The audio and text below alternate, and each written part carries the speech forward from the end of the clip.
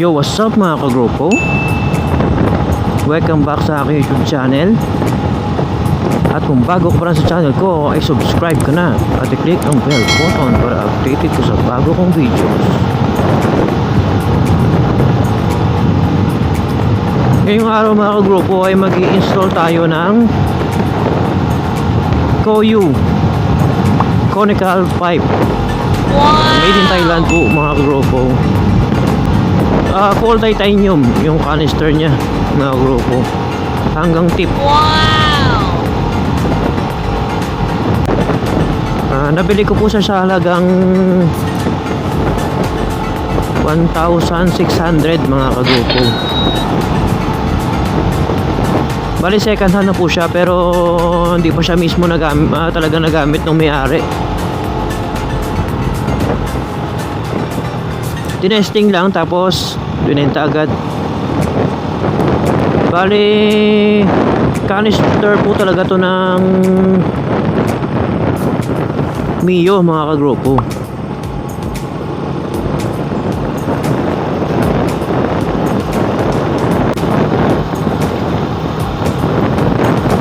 Bali pinagawan ko na po siya ng elbow mga ka-GRO PO.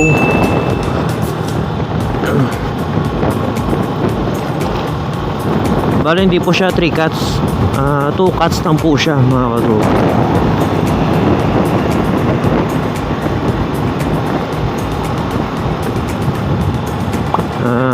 Shoutout nga pala sa may-ari, pinagbilang ko ng canister.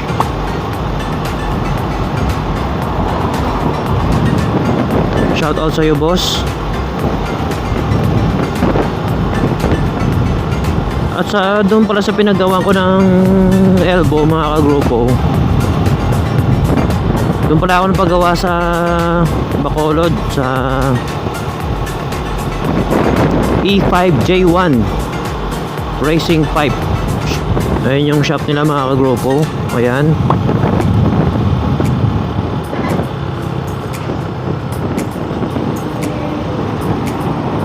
Shout out sa kanila ni Kuya doon sa nagawa. Hindi ko na natanong yung pangalan nila mga ka-GRO PO eh. Ayan. Marami din silang pipe na ginagawa. Ayan mga ka-GRO PO. Kahit anong gusto mo pwedeng ipagawa sa kanila. Yung design, yung tunog, kahit ano kaya nilang gawin.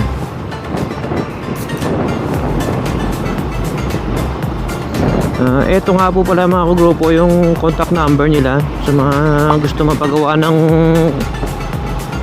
elbow dyan, canister o buong pipe.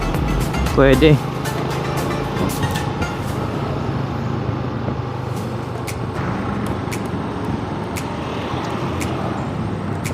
So sa pagpagawa ko naman po ng elbow mga ka-GRO PO,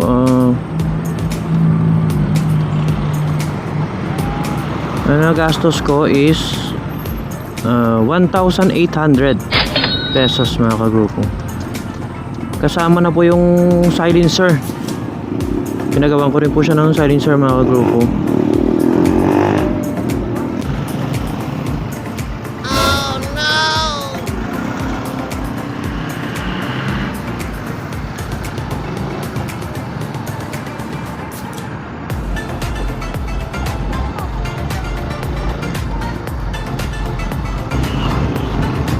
So yun mga ka-GRO PO, kita-kits mamaya sa installation ng ating bagong pipe. So mamaya na naman mga ka-GRO PO.